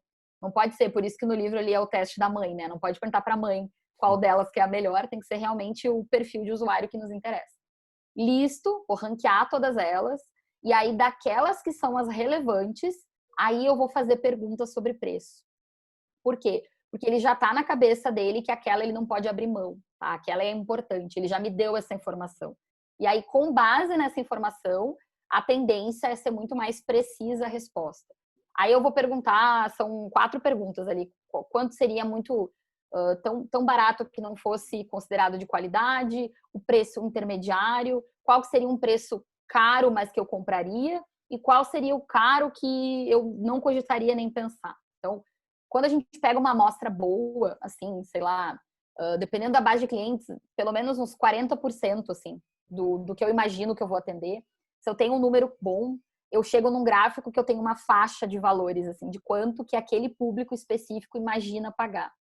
E aí eu consigo ter uma ideia, pelo menos, da faixa de preço que eu posso atuar.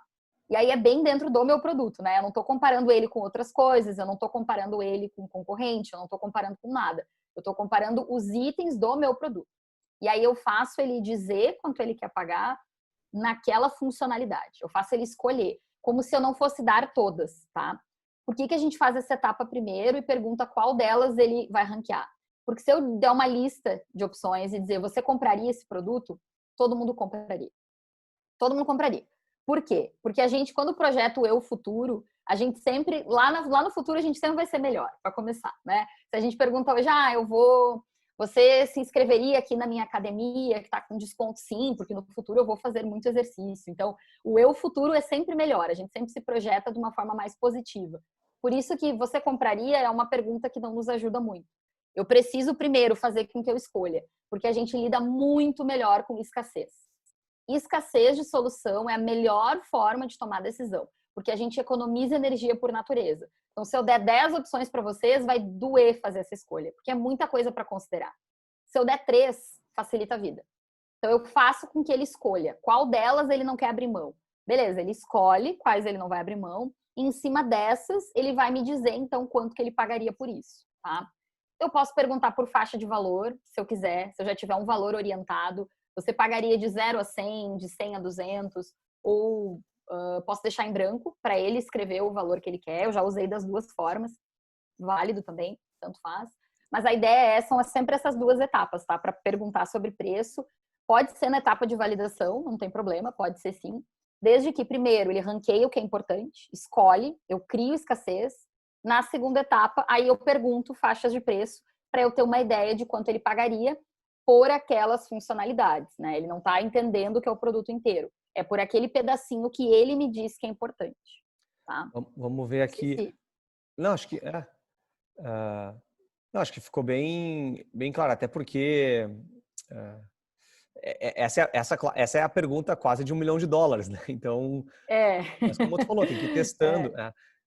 E deixa eu só ver a próxima para não me perder aqui. Xande, senti falta da referência do valor mensal caber no bolso do cliente, como estratégias dos magazines, assinatura mensal de app. Não sei se eu entendi bem a pergunta. Considerar o orçamento do cliente nessa história. Mas aí acho que entra na mesma questão do... talvez entre na mesma questão do custo, né? Entra, de alguma forma entra. A gente não vai desconsiderar, né? Eu tenho que conhecer, vamos dizer assim, o orçamento médio do meu público, tá? Isso pode ser importante. Mas isso é mais importante para B2C, quando eu tô falando de usuário final, né? Eu tô falando de pessoas. Aí é muito mais relevante eu entender o PIB considerado de uma região, ou dependendo do que eu vou, o que é o meu produto, eu atinjo isso, né?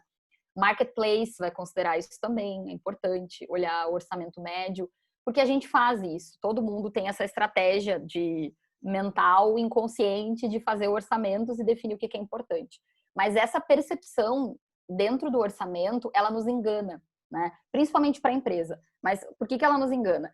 Porque eu só posso levar em consideração se é importante para mim, né? Então vamos pensar assim, se eu não tenho filhos, quanto custa uma fralda é irrelevante, né? A minha opinião sobre aquele preço da fralda e se eu acho importante ou não, eu não pagaria R$1 por uma, né? Se de fato eu não tenho filhos. Se eu tenho e é importante para mim, aí dentro do meu orçamento eu vou adequar o que eu quero e o que eu considero importante pagar. O que eu quero dizer em não usar isso para definir e limitar o preço é porque às vezes uma empresa que fatura 100 mil pagaria R$10.000 por mês naquele produto, que a empresa de 10 milhões pagaria também. Mas às vezes, por ser uma empresa de 100 mil no ano, eu fico com medo de cobrar o que eu acho que eu deveria cobrar e o que o meu produto entrega, porque eu acho que eles não vão poder pagar, né? Mas ela vai, de repente, se organizar para tal e vai fazer com que aquilo seja prioridade no orçamento da empresa, porque é importante. Então, não deixar isso, né? Não, tu me lembrou também, até uma discussão que eu vi esses dias no Facebook, que eu digo, eu só vejo, Facebook hoje é só guerra, né? Só discussão, mas era mas me lembrei de um tema que cai bem aqui nessa pergunta, que é alguma coisa sobre alguém da classe D, eu não sei bem classes, mas vamos supor classe D ou E, comprar iPhone, né? E que essas discussões de racional, não sei quem não compraria, mas, de novo, como tu falou, caber no orçamento nem sempre cabe, mas às vezes é uma coisa tão importante para aquele público que ele vai comprar. Então, a discussão, se uma pessoa que é mais pobre compraria, não compraria tal produto, pela lógica não, né? Pela lógica a gente não faria muitas coisas, né? Pela lógica a gente não beberia, não fumaria, não pularia de paraquedas, não faria muitas coisas. Exatamente. Né? Mas a gente Mas não funciona. Importante, né? Exato. Deixa eu ver a próxima aqui. Como ajustar valor e custo no novo normal, quando a renda geral do brasileiro caiu, assim como todo mundo? Tá. O que acontece é assim, eu acho que esse momento que a gente está vivendo é como se fosse é tipo uma âncora coletiva, sabe? Âncora é quando eu defino, vou lá e uso uma âncora de preço, coloco o bode na sala, que nem a gente diz, né? Coloco um valor muito alto e aí eu tô balizando aquela conversa toda em cima daquele valor. A pandemia é uma âncora negativa, porque ela tá ali para avisar todo mundo que eu preciso guardar dinheiro, eu preciso ser pessimista, né? Não sei como é que vai ser o mercado, tudo vai mudar daqui uns meses, a gente não sabe. Então, é natural, isso é um sentimento que fica, independente da empresa ter dinheiro ou não, né? Quem tem tá guardando, resolveu não investir. Mas eu acho que pensar nisso, a gente não pode ser leviano a ponto de fingir que não tá acontecendo, eu acho que isso é importante. Mas entender que é um momento muito pontual, né? Ninguém nunca viveu, a gente não tem precedente, etc. Mas tem que olhar para isso agora como um momento de curto prazo transitório. Então, toda a construção de valor que vinha acontecendo, né? Quem já estava comigo, quem já conhecia a minha marca, já conhecia o que eu fazia, isso não vai se perder. Isso não vai se perder. A coisa mais importante de viver esse momento do curto prazo agora é entender e ser muito criterioso sobre qual cliente vai entrar para dentro da nossa empresa, né? Qual cliente a gente vai trazer. Por quê? Porque esse cliente vai ficar comigo depois, ele vai ser fiel, ele vai continuar me comprando ou ele está sendo oportunista, porque nesse momento os serviços de muita qualidade estão muito, né, com valores consideravelmente baixos, porque muitas pessoas começaram a fazer isso como única alternativa. Então parece que o ticket médio do mercado diminuiu, né? Começou coisas que antes eu pagaria X, agora eu posso pagar tanto. O online dá essa falsa percepção de que a entrega de valor é menor, e na verdade não é, mas a gente passa a ter, porque essa herança da posse, que tu deu o exemplo ali do New York Times, é exatamente essa, né? A gente achava que o jornal físico ia sempre ser mais caro do que o online, porque eu não tenho ele na minha mão. Então, tem muito disso também. Mas é importante saber que o valor acompanha, tá? Então, o cliente hoje que está, de fato, interessado em resolver o problema dele, e eu acho que a gente vai ter ali na frente, assim, briga por preço, como a gente sempre teve, só que de uma forma mais intensa. Só que agora é o momento da gente escolher para que lado a gente de fato vai, né? Se eu não quero ficar brigando por preço, é uma oportunidade única de eu definir minha entrega de valor. Porque as pessoas, elas vão, além de reposicionar prioridades na sua vida, elas não vão querer perder tempo. Então, se eu entrego economia de tempo, se eu entrego agilidade em algum processo, se eu entrego inteligência para que eu errei o suficiente, você não precisa errar e agora você me compra e consegue consertar alguma coisa, isso é muito relevante. Isso sempre vai ter espaço no mercado, né? Então, eu acho que é uma questão só de posicionamento, a gente olhar o que quer fazer agora, mas tentando se preservar para esse tempo que é transitório, porque ele vai acabar, a gente vai retomar, né? Não vai ser o que era antes, mas vai ser um novo mercado e os consumidores continuam aí, a gente continua tendo que resolver problemas, né? Isso é muito importante. Essa é uma ideia que eu sempre eu tenho defendido quando eu falo com as pessoas, que, claro, hoje talvez a variável que está mais nos influenciando no nosso dia a dia, né? O corona e tal, a pandemia, mas assim, primeiro que ela não é a única, né? Às vezes parece que tudo parou, só tem coronavírus e nada mais acontece. E mesmo assim, no passado e no futuro, pessoal, outras coisas também vão, né? O mercado vai mudar, novas tecnologias vão surgir. Então, o pessoal está falando muito esse novo normal. Para mim, é sempre novo, né? Todo dia é um novo. É claro que algumas variáveis influenciam mais que outras. Agora, acho que hoje, eu vi hoje uma reportagem do Zuckerberg dizendo, um post, né, que ia ter o WhatsApp Pay. Não sei se o pessoal viu aí. Sim, sim. Então, assim, isso para mim isso, na minha percepção de mercado, é um mega novo normal. Porque se isso pegar, vai matar muitas outras coisas. Então, a gente tem que estar não só pensando numa única variável que talvez esteja mais nos influenciando, porque a gente, claro, tá todo mundo aqui em casa, é óbvio que está influenciando o nosso dia a dia, mas o resto do mundo está girando junto, né? Então a gente não pode pensar só no coronavírus e não esquecer que, já saiu eu ia falar Apple Pay, saiu o WhatsApp Pay, saiu não sei o que, daqui a pouco uma solução é descontinuada, outra nasce, então tudo está girando, né? Super complexo. Exatamente. Não há como parar e vamos esperar passar. Tem muita empresa que paralisou um pouco, mas eu acho que para o empreendedor, né? Isso sempre foi uma realidade. O mundo nunca foi certo. Todo dia era uma coisa nova. Agora... Isso é uma realidade. Só, claro, talvez assim, o que a gente sempre diz, né? Meio clichê, mas talvez agora, nos últimos anos, tem mudado mais rápido do que no passado, né? Assim, mas sempre mudou. Então, a gente tem que estar sempre né, ligado, né? Nas mudanças. Só 2 comentários aqui. A Melissa botou o link, né, pessoal? Quem estiver interessado no livro, aquele que a gente falou do Dan Ariely, do Positivamente Racional. Legal. A Natália perguntou alguma coisa sobre validação. Né? A gente falou bastante na atividade lá do Flávio. O Steve Blank é um cara legal sobre experimentação. Vocês podem buscar né, para testar hipótese, preço. Tem um monte de material. Né? Ash Maria, todos esses caras aí de startups, eles falam sobre validação de hipóteses e preço é uma hipótese também. Então, vocês podem levar isso como consideração. A pergunta aqui quanto tempo precisamos para entender que os preços são insuficientes? E isso deveria ser considerado lucros, pois um dado momento o mercado volátil nos força a rever tudo. Quanto tempo precisamos para entender que os preços são insuficientes? Insuficientes para onde a empresa ir? Alguma coisa nesse sentido, será? Não sei. Não estamos, Mário, não estamos entendendo. Em quanto tempo precisamos para entender que os preços são insuficientes? E isso deveria ser considerado lucros? Não entendi. Tá. Vamos ver se eu entendi. Quanto tempo a gente precisa para ver, por exemplo, que o preço está errado, tá? Vamos pensar assim, que ele não está funcionando, né? Pode ser que seja isso. Se ele não está funcionando, eu tenho outros indicadores, né? Às vezes eu tenho um cliente que pede muito desconto, toda negociação acaba em desconto. Isso é um indicador fortíssimo, porque a minha oferta não está bem adequada e pode ser que o preço tem alguma coisa que não está funcionando ali, né? Quando o meu cliente ele faz muitas perguntas sobre preço, a negociação ela gira muito em torno disso. Normalmente não deve ser assim. O preço é só uma variável. Ele tem que jogar, ele é uma variável ali junto com o valor e tal, mas não deveria, a conversa não tem que girar em torno disso, né? Ela tem que girar em torno do problema que eu resolvo. Esse é um grande item. E o terceiro seria quando a gente posso abrir um Excel, projetar a minha receita em cima do meu preço, com uma taxa eventual de churn ali, eu vou considerar essas variáveis mais prováveis, assim, e até agora, no momento atual, um cenário pessimista, né? É o que eu tenho muito orientado agora as empresas a fazer 2 cenários, né? Fazer o cenário atual, curto prazo, bem pessimista, orientado à sobrevivência, vamos pensar assim, e um cenário normal, previsível, que eu vou jogar mais para frente ali e vou imaginar, né? Então, eu tinha feito uma analogia há uns dias atrás com um post falando que a gente estava jogando xadrez e agora a gente está jogando tênis. Então, quando eu podia jogar xadrez, eu conseguia projetar ali 2, 3 jogadas para frente, imaginar o que o mercado ia me devolver, e agora, né? Agora eu tô jogando tênis. A bola vem, eu preciso resolver o que fazer com ela na hora, tomar uma decisão rápida, ser muito mais ágil. Então, eu diria que a terceira questão é colocar isso no Excel e projetar.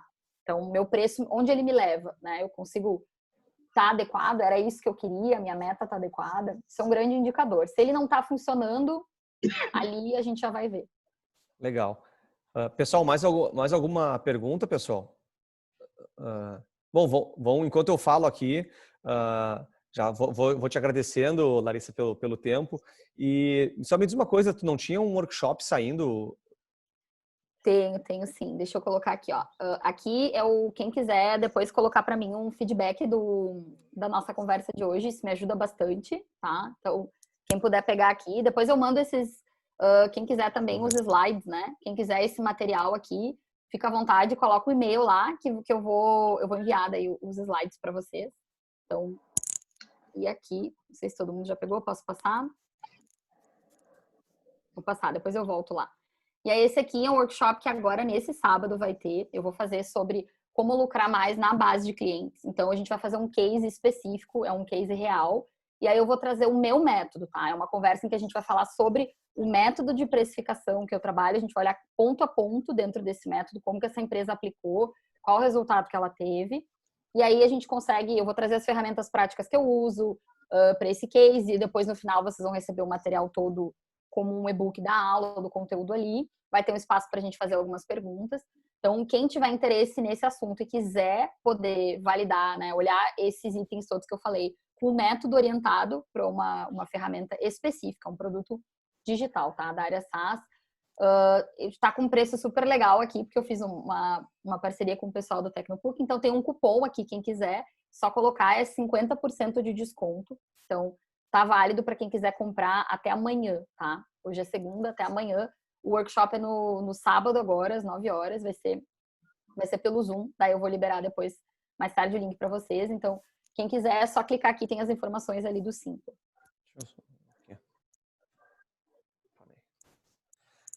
Show. Eu estava só pegando os links aqui. Pessoal, mais alguma dúvida? Mais algum comentário?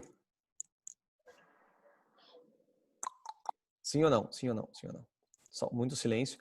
Então tá, Larissa, vou te agradecer muito, foi bem legal. Tivemos tudo é do jogo, né? Tivemos aquela pausa ali que É do jogo, do EAD. saiu. Né? Hoje estamos acostumados ali, então foi super tranquilo. E eu tava falando que eu me apavorei semana passada, que eu tava organizando um Zoom, que eu era o host e a minha internet caiu. Eu fico toda hora olhando aqui, eu tô olhando pro meu roteador aqui do lado. Só que por sorte eu tinha botado outros co-hosts e daí o Zoom ficou de pé. Mas é uma aflição, né? Vivendo e aprendendo, né? Exatamente. Exato, é uma aflição. Mas, não, eu que agradeço.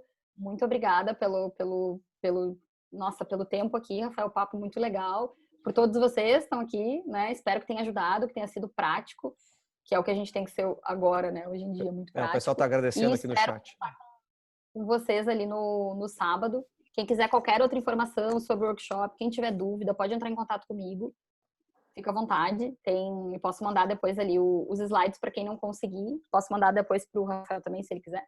Mas sim, quem mandar, preenche lá o linkzinho aqui do feedback que eu mandei, que eu mando sempre. E pede. Show. Então tá. Obrigado. Vamos. Certo. Então vamos encerrando. Todo mundo tá dizendo aqui gostei, excelente, obrigado, valeu, muito bom. Então tá. Então vou encerrando por aqui, tá, pessoal? E agradecer mais uma vez o teu tempo aí e até a próxima, pessoal. Tá certo. Obrigada, um abraço, pessoal. Até mais. É.